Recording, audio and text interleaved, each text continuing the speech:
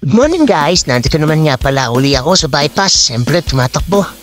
Magpapagod kasi diyaw ko kahapon. Kaya ngayong umaga kailangan ko mag-jogging para bumalik ang aking lakas.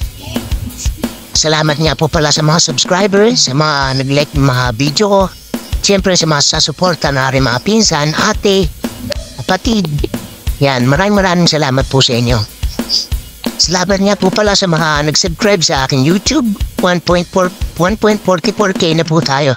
Maraming salamat po sa inyo. Dati, lagi akong pagod pero rin maliwaras ng aking mukha. Bumabalik na ang aking lakas. Siyempre dahil nga siyempre sa Diyos at sa aking pagtsatsaga sa pagja-jogging at siyempre sa pagda-diet. Disiplina po talaga sa katawan ng mahalaga. Siyempre sa pagkain, yung mga pinipili po natin mga pagkain dapat po ay yung mga healthy foods, mga gulay, prutas.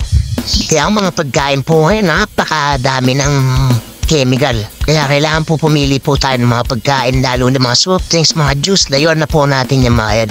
Maraming salamat guys. Sana may natutunan po tayo sa video ito. At siyempre marami din po ako natutunan. Thanks God.